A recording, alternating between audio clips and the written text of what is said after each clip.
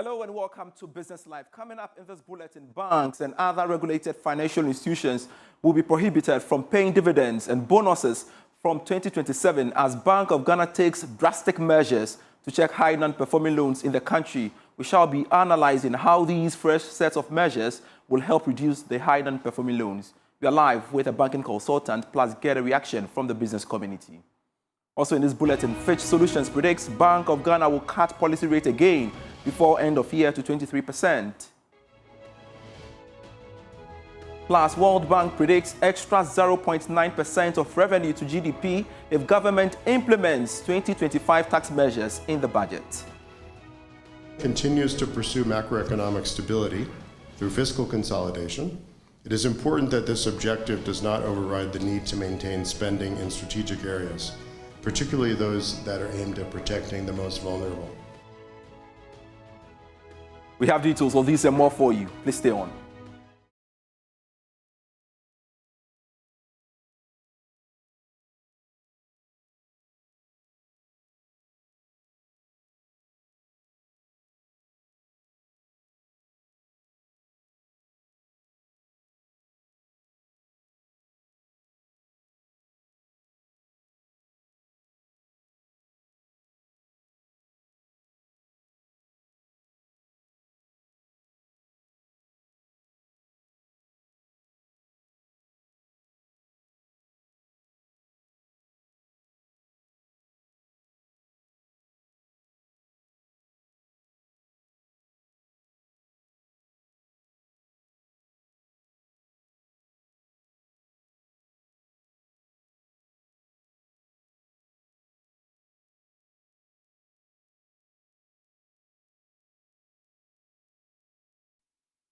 Before you could stay on, I am Pius Kojobaka. This evening, banks and other financial institutions are now required to publish names of willful loan defaulters twice a year in the national dailies.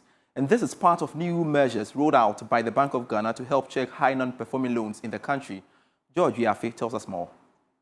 The commercial banks and other regulated financial institutions are expected to publish the names of these willful loan defaulters on June 30 and 31st of December of each year, and at least in 2 dailies with a national circulation in the country. These financial institutions are also expected to put the names of these persons on their website. They are also expected to forward them to the various security agencies and the Financial Intelligence Center. These loan defaulters could be barred from accessing credit from the financial system for the next 5 years. The directive is part of several measures to deal with some of these recalcitrant individuals that have contributed to the high non-performing loans in the country. The individuals should also be stopped from taking new loans. The measures have taken off, and all the financial institutions in the country should ensure that at the end of next year, their ratio to non-performing loans should have reduced to about 10%. And to one other measure, banks and other regulated financial institutions will be prohibited from paying dividends and bonuses from 2027. And this is if they fail to take drastic measures to reduce their high non-performing loans ratio to 10% by the end of next year. Here's more. As part of several measures that the Bank of Ghana is rolling out to deal with high non-performing loans in the country, the central bank is moving fast to ensure that it brings the high loan default rate in the country down to some appreciable levels. Based on these new measures, banks and other financial institutions will be prohibited from granting new loans unless they have taken some drastic measures to reduce their high non-performing loans. The Bank of Ghana wants to make sure that these regulated financial institutions give some great attention to this challenge. The regulator would also be targeting directors of financial institutions that are hiding behind certain firms, take loans, and they don't want to pay back on time. Industry persons believe that this could go a long way to save the banking sector. But there are others who are worried about the impact on granting of fresh loans, especially in a country where access to credit still remains a major challenge for most business owners and individuals. let's analyze these measures introduced by the Bank of Ghana to basically reduce the high non-performing loans in the country. Joining us via Zoom is the banking consultant, Dr. Richmond Etuahini, and also representing the private sector is the Chief Executive of the Ghana National Chamber of Commerce and Industry, Mark Bedu-Abuaji. Gentlemen, thank you so much for making time to join us here on Business Live. And I'd like to start off with you, Dr. Richmond Etuahini. You seem to have reservations about the measures the BOG has outlined to reduce high non-performing loans. Why? Thank you very much, and good evening, and my greetings to Mr. Mark Bedu-Abuaji. Not that I have reservations, but you see, it has got what we call seismic. Seismic in the sense that if you look at the total loans, 95.5 billion for 2024, and you have a write-off of 20% non-performing. The thing did not start yesterday. I can tell you that contractors, service providers, in addition to the IPPS, all these people have to take loans to do the business. And if government owns so much, according to the IMF data, I'm quoting the 2024 data, the contractors' outstanding debt was 35 billion. And then we have 2.3 billion US dollar IPPS. If you aggregate the two, we are talking close to 60 billion out of the non-performing we are talking about. So I'm not against what he's saying, but I would prefer that we should look at it from the basis where it all started. And if he can seriously agree with the roads, the finance, and begin to do what we called refencing. Refencing basically means that the existing debt of what I have said, you build a wall around it and issue a payment instructions. Like, we're going to pay 10 billion first year, 10 billion next year, 10 billion second year, so that all these things affect the capital adequacy and solvency of banks.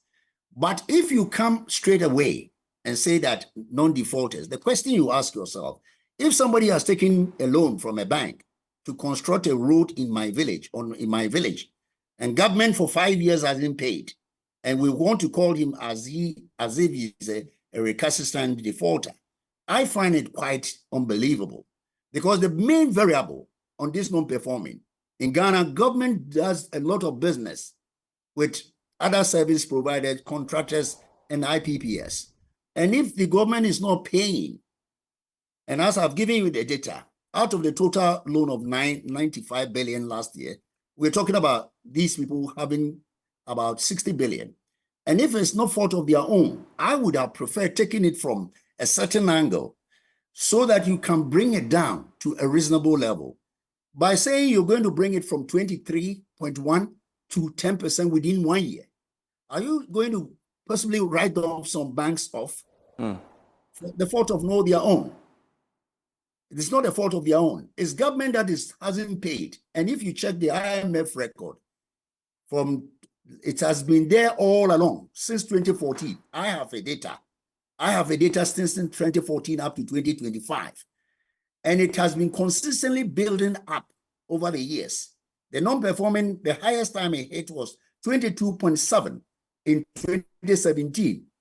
And currently it's 23.1. And I'm saying that let us begin to take it on headlong, rather than saying that we're going to do this, we're going to do that. It will be very difficult, because if you want to write all these things I'm saying off, then most of the banks, especially the Ghanaian banks, they will all be out of business. That is why I'm not saying that what he's saying is not right. All right. We need to tackle it headlong so that we can address the issue.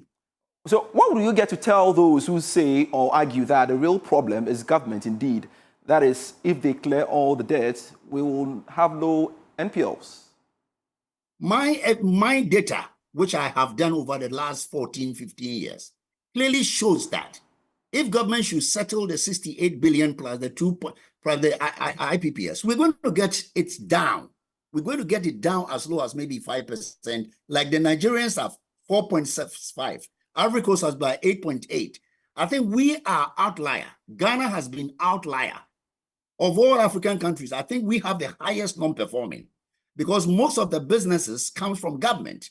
And if government has not planned his payment well, it affects the banks and affects the industry, and it even restrict new credit to customers. The bigger the non-performing, the lower credit that goes to support business. Considering the measures so far we've seen the Bank of Ghana, come up with, to what extent do you think that, well, it may or actually reduce the high non-performing loans we are having, despite the fact that you've also raised concerns about we starting structurally? Well, if we tackle it headlong, and I will say that refinance the existing debt, issue a payment plan to the banks. Every quarter, I'll give you 1 billion, 2 billion. I'm sure by 2-3 years, we would have reduced it. But if we want to say that the non-performing is so high and want to bring it down, it is individuals who have taken money to do government's job that has not been paid. And this afternoon, Mr. John Ewua talked about it, but he was not very emphatic because I have the data. I can tell you data from 2014 up to 2020, 2025. It's all that the government is. If you read the IMF document, it keeps on saying that arrears has accumulated, and the more arrears are accumulated, the more it correlates with high non-performing. The more arrears you have, the more it correlates with the high non-performing in the banking sector.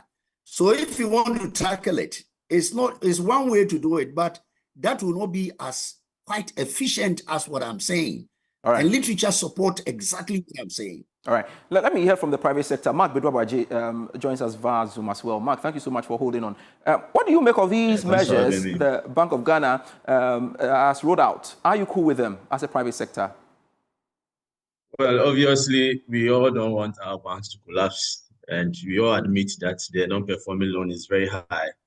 So any other thing that legally they are doing to ensure that we reduce the non-performing loans and also ensure the survival of the banks, I think we will support.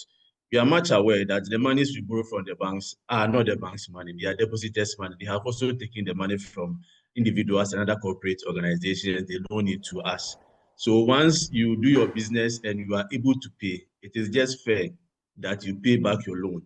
But under certain circumstances, businesses may not be doing well as expected. In fact, in an environment where we have high lending rates, businesses are tempted to invest in very risky ventures because they also want a higher return. And the risky ventures, most of the times, they end up not being so good and businesses will lose their capital.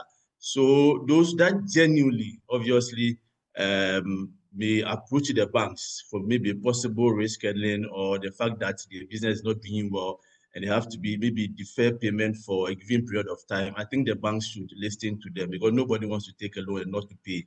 But if you look at the definition of a willful defaulter, it is clearly stated that the individual or the company have the capacity to pay.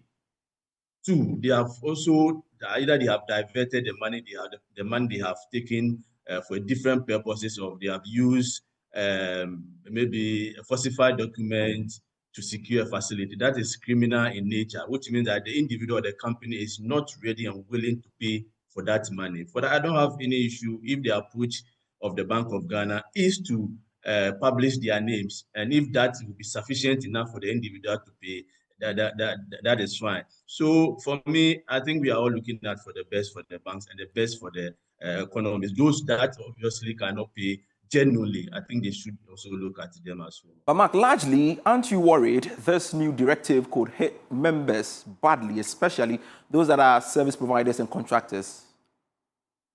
Obviously, it will hit them. As Dr. Etienne rightly said, in fact, most of the non-performing loans are also coming from the government because they are not paying. So if the government can see that I'm paying, then the banks can also get the facility. That is not from the business community. I've performed a certain function for the government. I've constructed a road. The government gave me a contract that I will pay you at a certain point in time. I've gone for a facility. I've done the work, and the government is not paying. There's nothing the business person can do. So if the government can pay these areas, obviously non-performing loans will go down. But I would advise that in situations where the government pay these contractors, they should pay back the loan. We have had instances where government will pay them and some of them will divert, as the definition of a willful defulter clearly states, may divert. For me, that is not legal. But how do you get Let's to pay pay the money when we have government, taken. is not also, fulfilling their part of the bargain? I didn't get your question. I'm saying that how do contractors get to pay when government, at the end of the day, do not fulfill their part of the bargain? That is the difficulty we are having now. Because I have used the money to construct a road, a building, any other thing for government. And the government is refusing to pay. You don't expect the business to get money from something. But if they have money, in the first place, they wouldn't go to the bank to go and borrow. It's because they don't have it. That is why they went to the bank to borrow, to execute government work. The work has been done. So government should pay so they can also get the money for the banks. Sometimes you put the business in a very difficult situation. And the poster is that businesses don't want to pay the loans they have taken. They understand that the money is not for the banks. They understand that once they pay, another business person can also get it to execute a certain form of contract or to do his or her business. So they will be willing to pay. But if the money is not there, genuinely, as I've said, genuinely, the government, there are evidence that I've done well for government, the evidence that government has not paid the work I've done. Then obviously the businesses will get the money. But the government has paid the money to you and the evidence of that payment, and you are keeping the money, you have diverted the money, then obviously the bank has the right to take any legal action against you. And if publishing your name is one of the things that they want to do. Let's wrap up with this, Mark. Have you heard from banks about the possible reduction in the lending rate this week? Have you? Obviously, once we've seen the policy rate coming down, the information we have picked is that banks are also working to also reduce the lending rate. But there is a time lag between the reduction of the policy rate and the reduction of the lending rate. Sometimes it may take quite longer, sometimes 3 months to 6 months, depending on the macroeconomic environment. But looking at the experience we are having, I'm appealing to the banks and that they should, in the interest of developing our economy, should also follow suit and reduce their lending rate as well to bring some relief to businesses. Holding on to the high lending rate is one of the reasons why the non-performing loan is also going up. So if they can reduce it, then probably the banks will be able to, the individual business will be able to also invest, get enough returns, and they also pay back the loans they have taken from the bank. So we'll be very happy, and we have had discussion with a number of the banks that are willing to reduce their lending rate. But if you don't reduce it, obviously others are doing that. The numbers that came out from Central Bank clearly indicated that others are reducing it. Then it will divert attention or direction to those who will be willing to reduce their lending rate, and businesses will go there and take the loan. And if you want to keep your own at that high of 35 to 40%, then you suffer the consequences of that decision that you have taken. Chief Executive of the Ghana National Chamber of Commerce and Industry, Mark Bedwabwaji, thank you so much for joining us here on Business Live. Earlier, we had Dr. Richmond Etuyaini, also a banking consultant, sharing his perspective with us on the subject matter. I want to stay a while longer at the central bank because they will lower their benchmark interest rate to 23% by the end of 2025 and 20% by the end of 2026. And this according to Fitch Solutions in their latest report on Ghana. And this follows a steep 300 basis points cut to 25% in July 2025. More in this report. In a paper on monetary easing to persist in Ghana until May 2026, the UK-based firm said its forecast of a further 200 basis points of cuts in 2025 and 300 basis points in 2026 remains more conservative than the Focus Economics consensus, which expects 583 basis points of easing over the next year and a half. Fitch Solutions said it expects that the Bank of Ghana will cut the policy rate by 100 basis points to 24% at its next monetary policy committee meeting in September. Fitch Solutions added that it anticipates that the central bank will cut the policy rate by another 100 basis points in November 2025 and that the easing cycle will continue in the first half of 2026. Let's now pause for a breather. We'll be right back. Hello, welcome back to Business Live. The World Bank says full implementation of the 2025 budget's revenue measures could yield at least 0.6% of GDP in additional revenue in 2025, a result the bank says is consistent with the IMF's latest report. The World Bank adds that stricter enforcement of the tax exemption law and a comprehensive tax expenditure register will strengthen transparency and accountability. More in this report. The World Bank in the report urged government to strengthen the Ghana Revenue Authority's capacity to roll out the integrated tax administration system and conduct risk-based audit to improve tax compliance. In addition, it called for the full adoption of the public financial management systems such as the Ghana Integrated Financial Management Information System and the Ghana Electronic Procurement System across all ministries, departments, and agencies. While the government continues to pursue macroeconomic stability through fiscal consolidation, it is important that this objective does not override the need to maintain spending in strategic areas, particularly those that are aimed at protecting the most vulnerable. Honorable Vice Minister, ladies and gentlemen, balancing fiscal discipline with targeted investments remains essential for safeguarding Ghana's economic stability and ensuring strong social protection. As we consider adjustments to financing, such as resources from the International Development Association, IDA, which is the World Bank's concessional lending window, it is important to recognize that the unique value these funds bring. IDA financing is not only more affordable than domestic borrowing. Deputy Finance Minister Thomas Nyakwampem at the event reaffirmed government commitment to address structural bottlenecks. The upcoming 2026 budget statement and economic policy also provides an immediate window to influence policy decisions, especially those relating to real sector issues such as labor and employment. The 2026 budget will focus on jobs. I can confirm that the Ministry of Finance has been repositioned to leverage key insights to achieve a balanced focus on the economy with the creation of the real sector division. There were some concerns with respect to employment, as the report identified weak labor demand in Ghana's productive sectors as one of the major challenges to job creation, warning that it continues to limit economic opportunities for many workers. And that's it for Business Live for today. I am Pius Kojobaka. We have more for you when you log on to myjoyonline.com/business. Grateful serving you.